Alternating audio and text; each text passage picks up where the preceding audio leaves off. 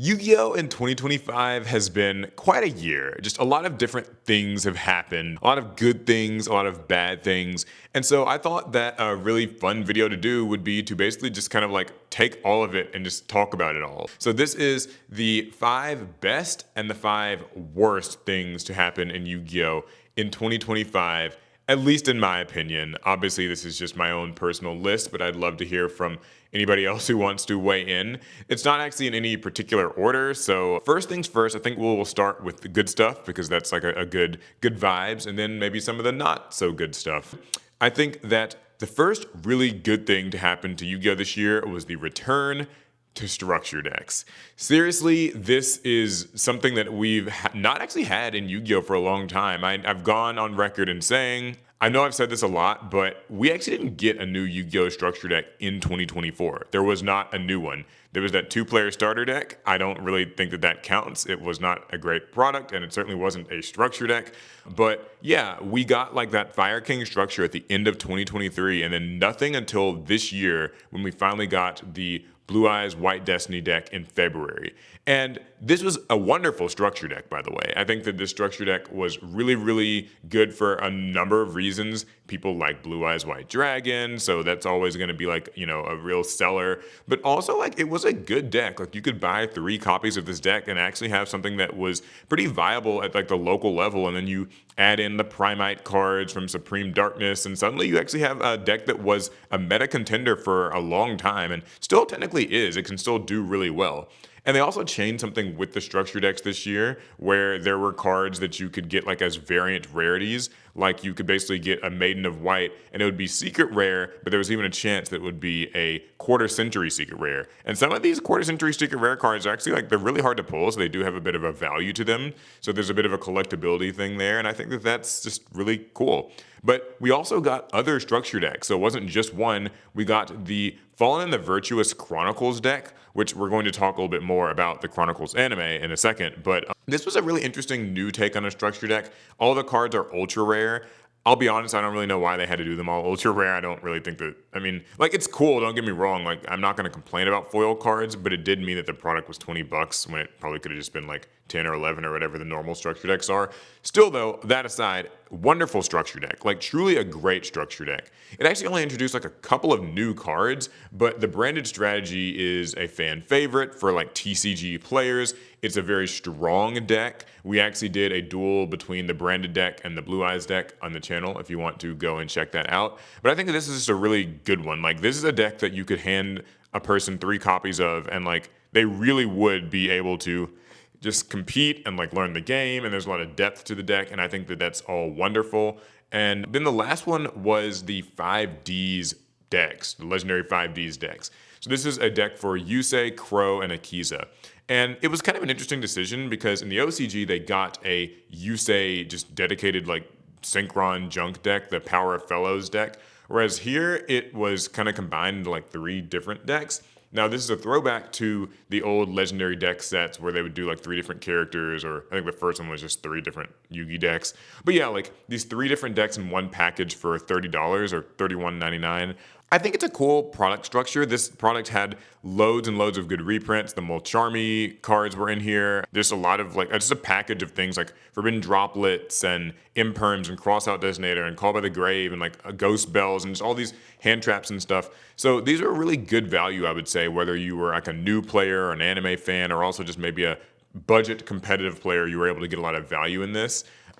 So I think all of these products really wonderful, and it is nice that it looks like they're going to be continuing that trend into 2026. We already have the Chronicles deck for Charmers confirmed. We've already got Legendary Modern decks confirmed. This is good. Like, Yu-Gi-Oh! Structure decks are good. I am a strong proponent of them. If you ask me, we could always afford to have even more of them, really. So yeah, I think that this was great.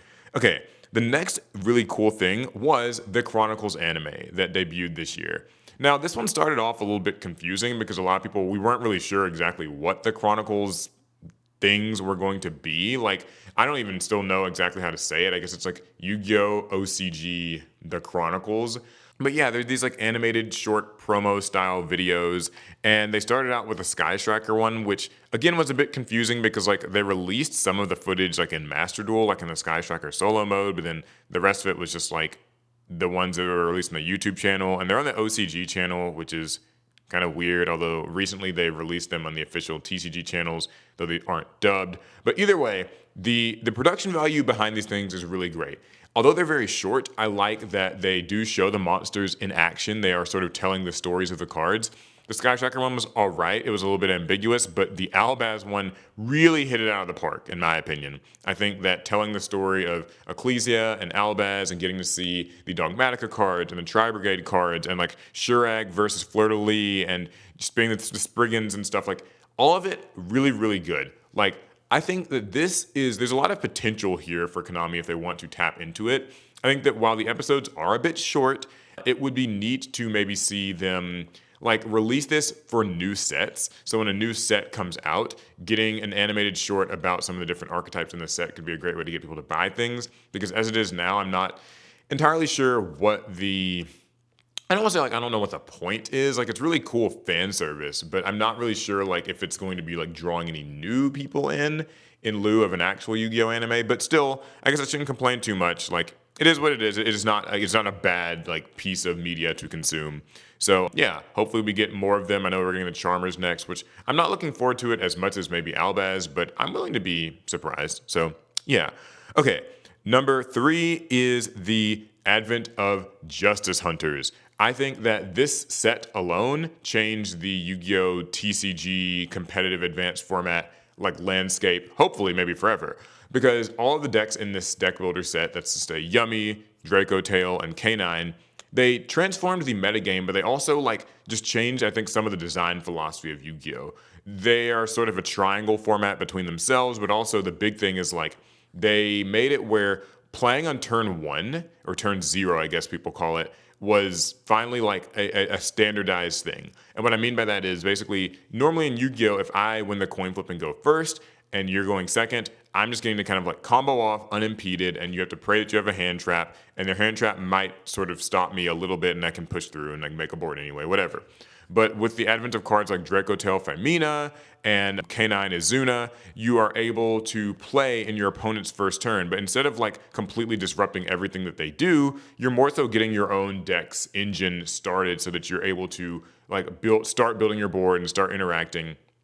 And so it kind of acts as a nice little way of counteracting just that the Yu-Gi-Oh's turn 1 problem that it has had for so long.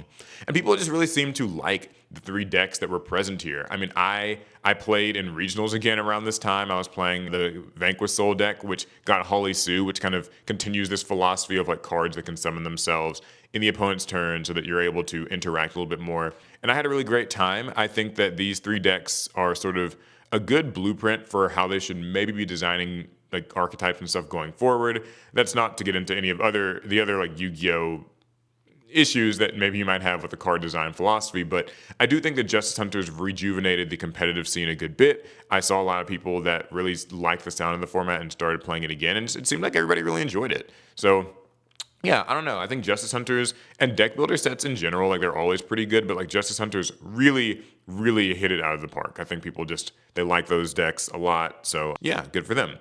Okay, number 4 is Genesis format. I think that this was huge. Yu-Gi-Oh! Really needed this. Genesis format being this announcement of a sort of alternative format where you build your deck according to point values. So different powerful cards in the game have been assigned points, and you have a limit of 100 points. And so your deck's best cards, like most archetypes' best starter cards or powerful boss monsters, might have high point values, but anything that's not on the point list is just worth 0 points. And so what it means is that it oftentimes nerfs a lot of the best decks from the regular advanced format, or at least like it kind of just shifts your priorities in terms of how you have to build them. Different staples have point values. Even old ban cards can technically be used if you're willing to allocate the points to them. And people really like Genesis format, or at least they liked Genesis format.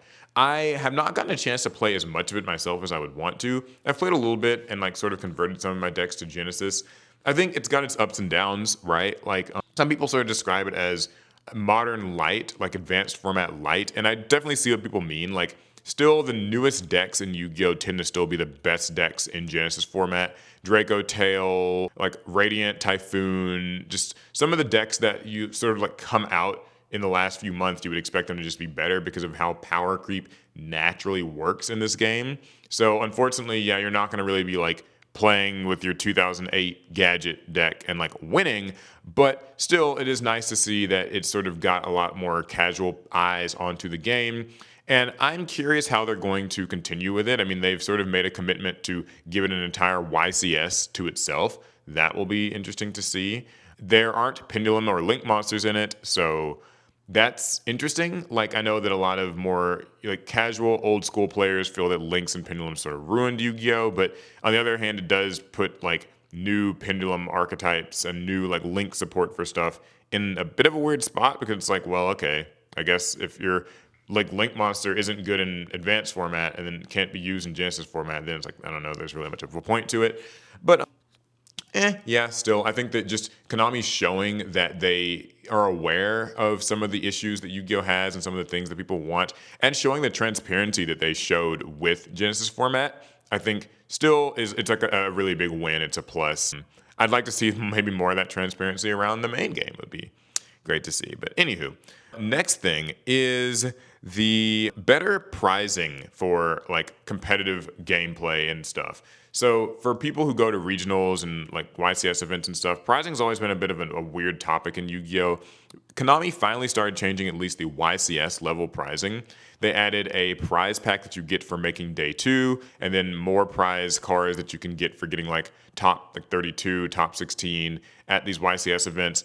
It's not huge. It's not like money like people want, but it's a small step in the right direction. But I think that the biggest prize change that they made was actually making it where if you win a YCS, you get to pick any cards you want to be made as a giant card.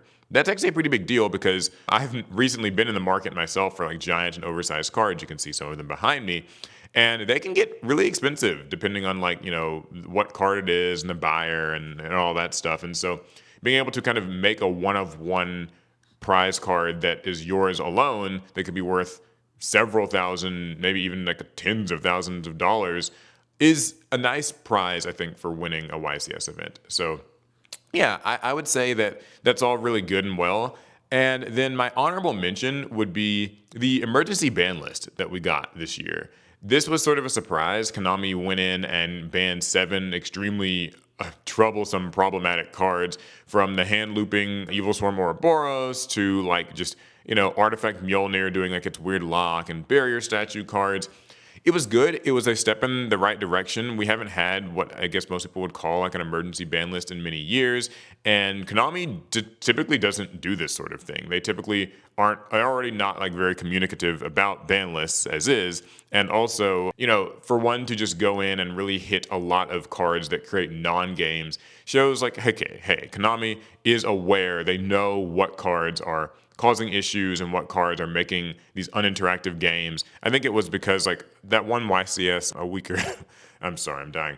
That one YCS a week or two before had like a really horrible top 8 full of like hand loops and lockouts and Arch Nemesis Protos and Mjolnir and barrier statues and all these things.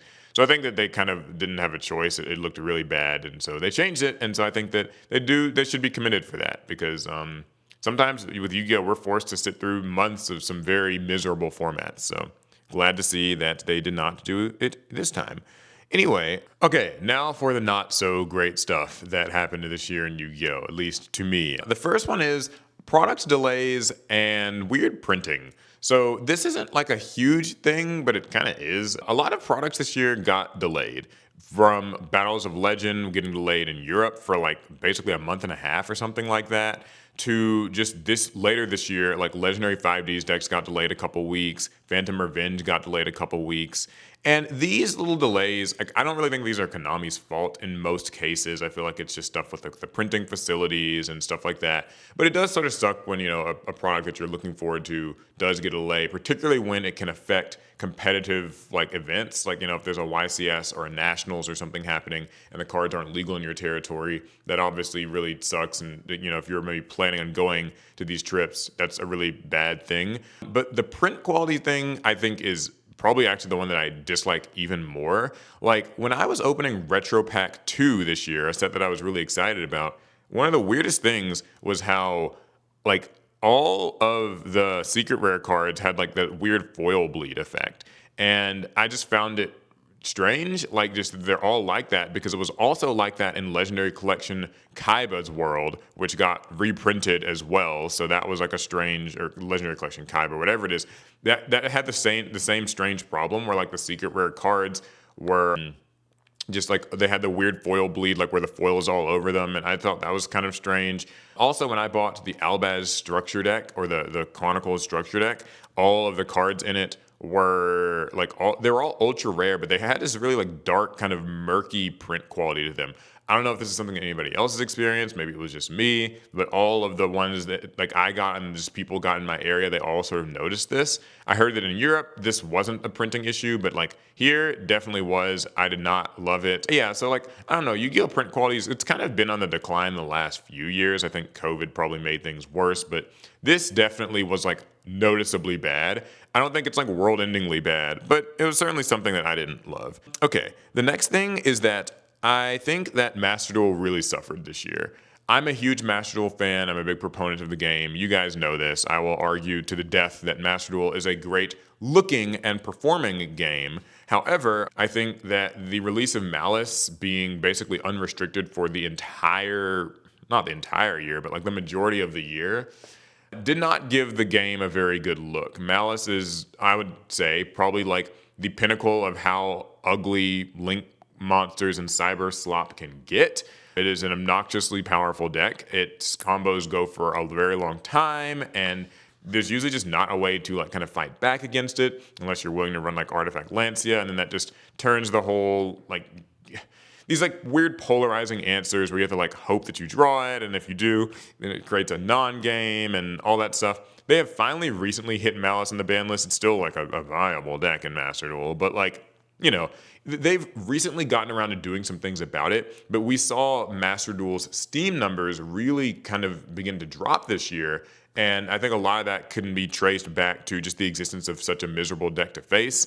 And I think that during that period of time, it kind of opened a lot of people's eyes to just how like not amazing Master Duel's other features and stuff are, or like a lack of features. Like, you know, it'd be fine if one like ranked ladder sort of thing was bad and miserable and there's like a dominant deck, but then it sort of highlights the fact that, well, there isn't really any alternative way to play Master Duel. There are no casual formats, there's no drafting format or team duel or, you know, Edison ladder or anything. Like there's just nothing else to play. Like you're just sort of miserable in Master Duel and you put up with it, or else. Like that's kind of it. So yeah, I think that Master Duel this year was kind of a bust. I found myself playing a lot less of it, and I hate that because I like Master Duel, but like, it wasn't pretty. Okay, the next thing is that Yu-Gi-Oh! Mainline sets all flopped this year. Like every single TCG set was kind of a bust. That's Supreme Darkness, that's Alliance Insight, Duelist Advance, Doom of Dimensions. They all just weren't very good. It's not to say that these were bad sets. Like there were good cards in them. I know Supreme Darkness had Primite. I know that Alliance Insight had just support for, you know, Malice and Ryzeal, and they introduced like Genesis and stuff like that, Regenesis. But like just in general, these sets, just people didn't really seem very thrilled about opening them. You can see the MSRPs of boxes dropping to like $45, $40 online on TCG Player within like a week of these sets coming out. And on the surface, that might actually sound like a good thing, right? Like, you know, yay, I can buy the new set for really cheap online. But it still hurts local card shops because they have to buy it from their distributors for a cost, which is usually something around $55, $60, and they have to try to sell it to people in their local community. But why would you buy, you know, a box from your card shop for 75 or 80 bucks when you can buy it online for 40 or 45 bucks? And even buying it for that price, a lot of times still wasn't worth it because the cards that you pull, unless you pull maybe one single card from each set, they generally just weren't very like great sets to be opening. A lot of that stuff inside of them even got reprinted really fast. Like Supreme Darkness, Primite Lordly Load and stuff, like Ether Barrel, those got reprinted this year. Which, like, it's a good thing to have cards get reprinted, but it's also like, man, so if you bought Supreme Darkness and like you were one of these people who really went all in on it, you're probably feeling pretty burned for that. It's really weird. I'm not exactly sure what the best solution is to fixing these Yu-Gi-Oh packs. I mean, I've always said that like a mixed rarity system could be one thing worth exploring. I know that next year we're looking at possibly getting these like overframe sort of cards that are like full art frame breaks, and maybe that will make opening packs seem a little bit more exciting. We will see. But right now, mainline sets kind of feel like what you do is just you just wait for the mainline set. You get your small DLC for your deck, like the one or two support cards that your archetype needs as singles, and you don't really bother with the set. There were good sets to open this year, I think. Like I would say that a quarter century, what was it, Stampede or Bonanza, whatever it was called. The quarter century set was exciting. People really liked that. And I think the Justice Hunters was a really fun one for people to open. But the mainline sets, not very good. Battles of Legend, not very good. The Tens, not very good. Like Yu-Gi-Oh! Products kind of suffered. And I hope that that is something that Konami is aware of, because I do like opening Yu-Gi-Oh! Packs, but like it's really tough to support even my local card shop, and I just feel like I'm getting so little for like just bang for my buck. It's just not a great experience. Next thing is that we lost Time Wizard format. And I think that this is actually like we people have kind of sort of moved on from this, but Konami basically discontinued support for Time Wizard formats. That's to say like GOAT and Edison being run at like YCS events as side events, but even actually just like regionals and at the local level, you can't give like official OTS pricing support for playing those. And I don't understand this. I know that they tried to introduce like their Time Traveler format, which is basically you can play things like GOAT or Edison, but you have to play with the cards in their newer incarnations, so any errated text or any updated rules, which doesn't sound like a big deal, but a lot of the appeal of these old formats was getting to play them with those old rule sets and the old card printings. And so the fact that Konami is kind of trying to erase that part of Yu-Gi-Oh's history sucks. Like it just, I don't know. I'm not really sure what that was all about. I guess they're trying to like sell these rarity collection sets that have the nostalgia pulls in them, but like, I don't know, man. I think that these community-driven like snapshot formats were where a lot of casual play and enthusiasm was happening, and I think that being able to support those at the YCSs with like prize cards, or, like the giant cards that you could get in special mats, it seemed like it was a very symbiotic relationship. I suppose that for them it wasn't symbiotic, since they didn't feel like these people were maybe buying like new Yu-Gi-Oh product. They were just coming around with their old cards and like stealing the prize support or whatever. But to me, I think that like, taking away these old formats did really burn a bit of a bridge with the community. I was glad to see that people were able to sort of bounce back on their own and make their own like custom, like sort of like separate events from YCSs. I remember that happened at Nationals this year. But still, I just don't know why Konami did it. Like it sort of sucks. Like maybe just to pave the way for Genesis format. Like looking at it in hindsight, maybe that's what it was about. It was just like getting people less like, taking their focus away from playing GOAT and Edison so that they would try out Genesis format. If so, I still don't like the sentiment, but I mean, I guess I get what they were maybe going for. And then the last thing is that I hate to say it, but early days collection. I'm glad that this game exists. Don't get me wrong. This game came out in February. It was just a collection of old Yu-Gi-Oh games, mostly for like Game Boy Color, Game Boy Advance. And like I'm glad that this came out. It's like this compilation of games, but these were not great. I think that if you play these old Yu-Gi-Oh video games, they're nostalgic, don't get me wrong. Like they're a lot of fun when you were a kid, but when you play them as an adult, you realize that a lot of them are very janky. They're very full of grinding. The rules don't really make a lot of sense and aren't very clear. And at least for me, they're even hard to see on a screen. Like playing these on your computer or a TV, like playing just these Game Boy graphics that don't scale well is like a problem. Like it would have been nice if they could have maybe remastered these instead. That would have looked nicer. The online play in these didn't even launch with online play for most of these games, I don't think. But they eventually added online play like a few months down the line, and it barely works. I did a video with Simo and a few other people, like Distant Coder, where we were trying to play a Dungeon Dice Monsters tournament, and the online mode wouldn't like let us connect to people directly, so you had to do the weird like just random matchmaking, and we were able to matchmake because we were the only people who were online, and it was very glitchy and very buggy. And like this game was $50, like $50 for this compilation of old GBA games and like Game Boy Color games. And like I don't know, man, I think even for like half the price it's only barely worth it. Like it's an old compilation of games. It took them no real effort, I wouldn't think, to like just put. I don't know. I didn't like this. It's fine in that like this is still something that we got that we did not have before, and it's a way to experience these old games. And there are a few like Dungeon Dice Monsters, the capsule game, or like Nightmare Troubadour. That's sort of like a Mario Party thing. Those are fun, I think, for people to be able to experience. But a lot of those old games like Dark Duel Stories and Legendary Duelist 1, 2, 3, and 4 and all that stuff, not really worth it. I'm more excited to see like if we can get a proper Yu-Gi-Oh game, like even maybe Cross Duel is discontinued or that VR game that they haven't shown us more about. So yeah. And I would say that the honorable mention for not great things this year is just that there are other card games that came out. And this isn't like a Yu-Gi-Oh thing, so I don't want to really like blame this on Konami or any particular person. But like we got Gundam, we got Riftbound this year, and I'm not saying these games are great or better or worse than Yu-Gi-Oh, but just that they did give people alternatives. So if you had any issues with Yu-Gi-Oh this year that you feel Konami did not address, there are a lot more games that are out there to, kind of gladly take your money and take your attention and interest and time.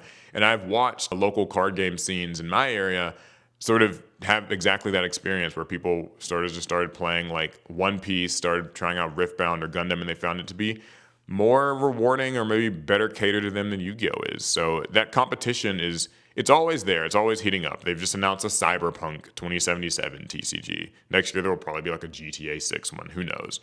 So yeah, that's pretty much it. I think those are the highs and lows of Yu-Gi-Oh for this year. This was fun. I'd like to hear what other people think about this. Let me know down below in the comments how you felt about Yu-Gi-Oh this year. What would you give it as like a rating? If I had to give Yu-Gi-Oh a grade this year, I'd give it like a B plus.